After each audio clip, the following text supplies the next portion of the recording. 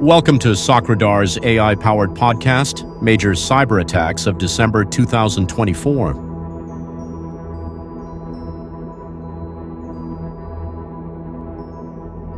Welcome back, everybody.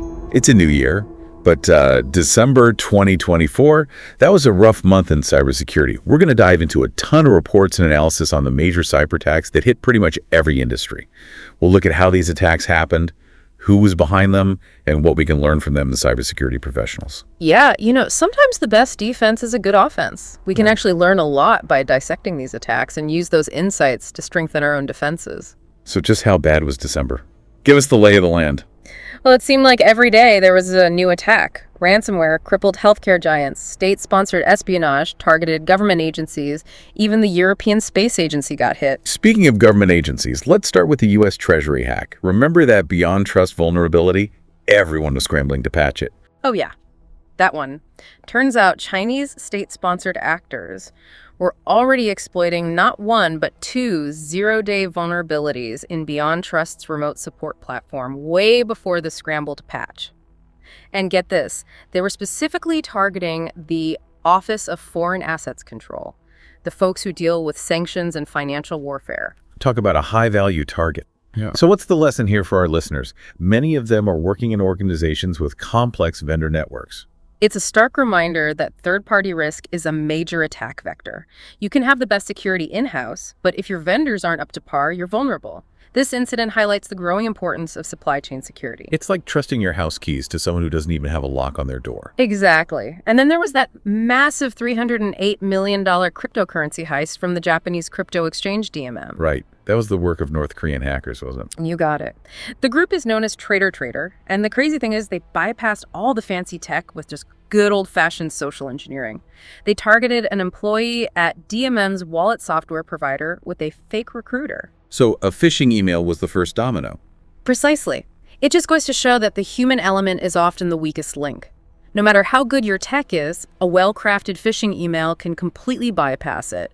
That's why robust social engineering training is more crucial than ever. It's wild how even organizations dedicated to pushing the boundaries of technology can be caught off guard, like when the European Space Agency's online store got hit. Yeah, that was a strange one. A malicious script was injected into their website, redirecting users to a fake Stripe payment page. And the ESA store was actually managed by a third party. So even something as simple as an online store managed by a third party can be a major vulnerability. Absolutely. It just reinforces the need for constant vigilance, regular security audits, and a really good understanding of the risks that come with letting third parties manage critical systems. It makes you wonder how many potential attack vectors are hiding within all those third-party integrations we use. Right. And speaking of lurking threats, did you hear about the Chrome extension phishing campaign? Over 2.6 million users got caught in that one. Wow, 2.6 million. That's a huge number. How did they manage to pull that off? They targeted Chrome extension developers using malicious OAuth applications. Wait, OAuth applications, aren't those supposed to enhance security? They are. But in this case, the attackers tricked developers into granting permissions that allowed them to bypass multi-factor authentication. They were basically stealing cookies and access tokens. So they weaponized a security tool to compromise user accounts. Exactly. It shows that we can't blindly trust even established security protocols. Cybersecurity professionals need to be incredibly vigilant about reviewing permissions for any third-party applications and understand how they access user data. That's a good reminder to double-check those allow buttons, wouldn't you say? Absolutely. And unfortunately, December saw healthcare emerge as a prime target for ransomware attacks. Remember the Ascension healthcare breach? Yeah, that was a bad one. Millions of patients and employees had their data exposed. Right. The Black Bastard ransomware group was behind it. And it's part of a worrying trend. Healthcare holds a treasure trove of sensitive data, making it a very attractive target for these groups. So what can hospitals and healthcare providers do to protect themselves? Robust ransomware prevention and recovery plans are absolutely essential. We're talking about a multifaceted approach here. Things like regular data backups, endpoint detection and response systems, and most importantly, running incident response drills. It's like a fire drill, but for cyber attacks. Exactly. And it's not just hospitals that need to be worried. Telecommunications also faced some major threats in December. You're talking about the Salt Typhoon hacking group, right? The Chinese state-sponsored group. They went after big U.S. telecoms like Verizon and AT&T. That's right. And this wasn't about financial gain. This was pure espionage aimed at gathering intelligence and potentially disrupting critical infrastructure. The stakes are incredibly high when you're talking about national security. So while most of us are focused on protecting data and financial assets, these state-sponsored groups are playing a whole different game. Exactly. Securing telecommunications infrastructure presents some unique challenges, especially with nation-state actors involved. We need to be aware of these evolving threats and adapt our security strategies. And it's not just big companies and government agencies that need to be worried. Educational institutions got hit hard too. Remember the ransomware attack on Texas Tech University? Absolutely. Over 1.4 million individuals had their personal medical and financial records exposed. While the Interlock ransomware group took credit, other groups were also suspected to be involved. It seems like no one is safe from these opportunistic attacks, and the Connect and Call breach really drives that point home. Yeah, that's the one where a healthcare SaaS company called Phreesia had their newly acquired subsidiary Connect and Call breached. Sensitive information from over 900,000 patients was exposed. So even acquiring a company can create a whole new set of security risks. It highlights the critical importance of due diligence when you're making acquisitions. Before you even think about signing on the dotted line, you need to thoroughly assess the security posture of any company you're acquiring. Their security practices need to meet your standards. Otherwise, you're inheriting their vulnerabilities and opening yourself up to massive risks. It's like buying a used car without looking under the hood, but with much higher stakes. And finally, we have the KL0P ransomware group and their exploitation of vulnerabilities in Clio's file transfer software. Ah, yes. The KL0P group, they really wreaked havoc in December. This attack shows just how critical regular patching and vulnerability management are, especially in supply chain platforms. They exploited flaws in Clio's software to gain remote code execution and steal sensitive data from a whole bunch of businesses. So even if you're not directly using Clio's software, if your vendors or partners are, you can still be at risk. It's like a digital chain reaction. Exactly. This interconnectedness makes cybersecurity even more challenging. A vulnerability in one part of the supply chain can have devastating effects across the entire ecosystem. This has been a sobering look at just how vulnerable we all are, even with all the security measures in place. What are some key takeaways you think cybersecurity professionals should be thinking about right now? I think the most important takeaway is that no one is immune to these attacks. We've seen it all from state-sponsored espionage to financially motivated ransomware. We need to move past the idea that it won't happen to me. So what's the best way to shift to a proactive security posture? What are some concrete steps cybersecurity professionals can take right now based on what we've learned from these attacks? Well, for starters, we need to understand that the threat landscape is constantly changing. What worked yesterday might not work tomorrow. So staying informed about these emerging threats and new attack techniques is critical. Subscribing to threat intelligence feeds, participating in industry forums, attending security conferences, these can all help you stay ahead of the game. So it's like continuing education for cybersecurity professionals. Exactly. But it's not just about staying informed. You need to put that knowledge to work. That means doing regular security assessments, vulnerability scanning, and penetration testing. You need to find the weaknesses in your systems before the attackers do. And of course, having a well-rehearsed incident response plan. That's critical. With all these attacks happening, are we seeing any new trends in the tactics and techniques being used? Oh yeah, definitely. While familiar tactics like phishing are still very common, they're getting more sophisticated. Attackers are using AI-powered tools to create super personalized phishing emails that are much harder to spot as fakes.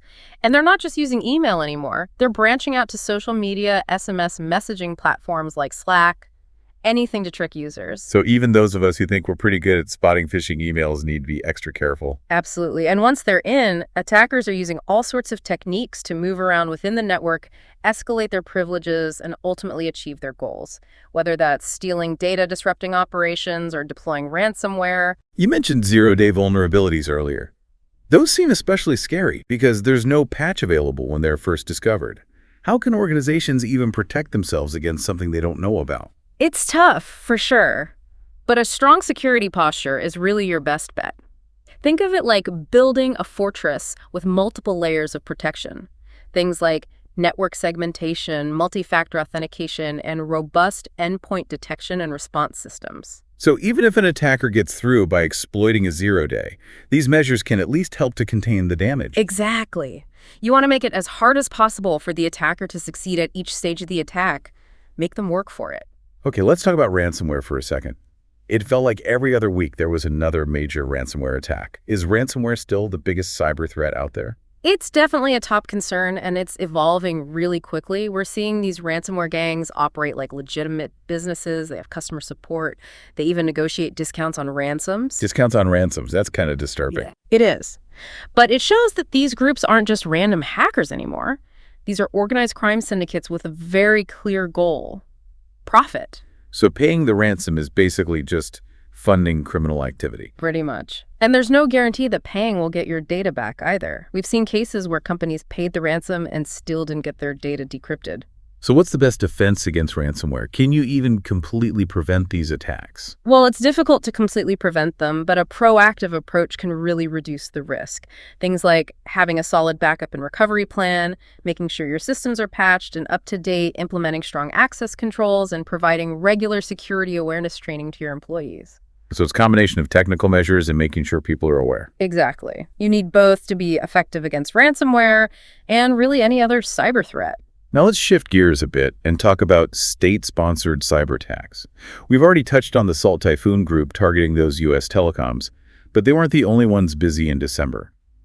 What are some of the main goals of these nation-state actors? Well, their goals really depend on their overall geopolitical objectives.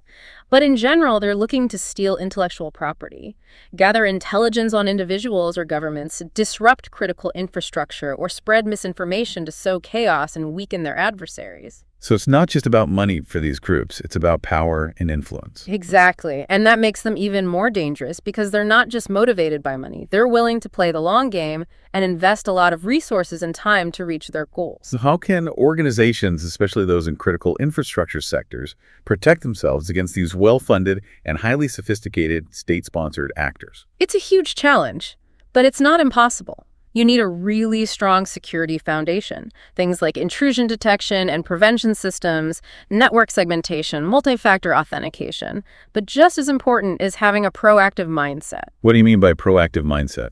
I mean, constantly monitoring the threat landscape for new threats, doing regular security assessments and penetration testing, and having a well-rehearsed incident response plan. You have to be prepared. So it's not just about building a fortress. It's also about having a skilled army to defend it. I like that analogy. You need both the tech and the human expertise to be effective in cybersecurity, especially when you're dealing with nation-state actors.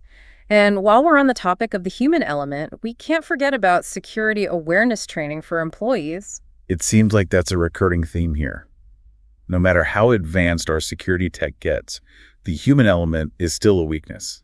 It's true. People are often the weakest link. That's why regular training is so critical. We need to educate employees about the latest threats, how to spot phishing attempts, how to handle sensitive data responsibly. So it's not just about telling them what not to click on. It's about building a culture of security where everyone understands how they contribute to protecting the organization. Absolutely. Security needs to be part of the organization's DNA. It's everyone's responsibility, not just the IT departments. Well said.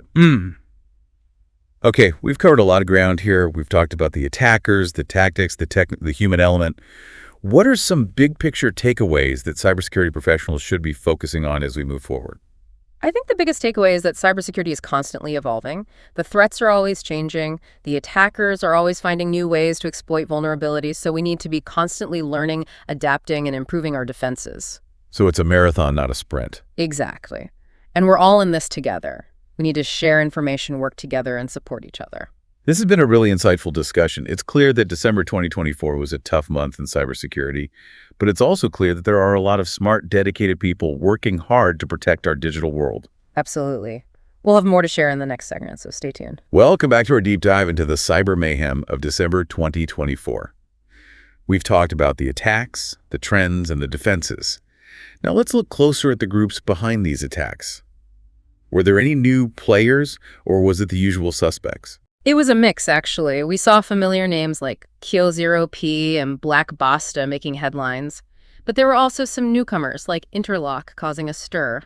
And of course, the nation-state actors were busy as ever. Let's talk about those nation-state actors for a minute. It seems like their tactics are getting even more sophisticated and harder to track. Are there any new trends in how they're operating? Well, one trend we're seeing is kind of a blurring of the lines between cybercrime and cyber-espionage. Some nation-state actors are actually using criminal groups as proxies, outsourcing their malicious activities to make it harder to figure out who's behind it. So a government might hire a ransomware gang to attack a company in another country, and that way they can deny any involvement. Exactly. It's a pretty clever way to achieve their objectives while staying anonymous. Speaking of clever tactics, we talked about AI being used in phishing attacks, but are there other ways AI is being weaponized by these cyber criminals?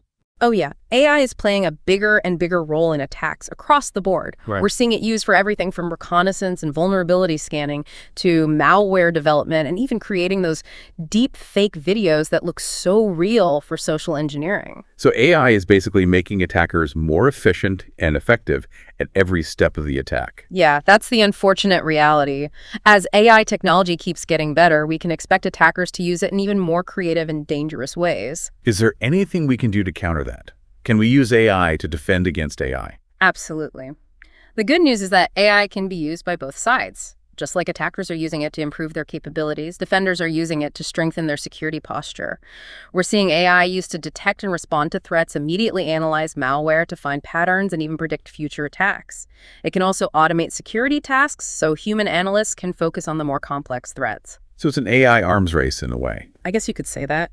But it's not just about having the best AI. It's about having a comprehensive approach to cybersecurity that combines AI with human expertise, strong security practices, and a culture of security awareness.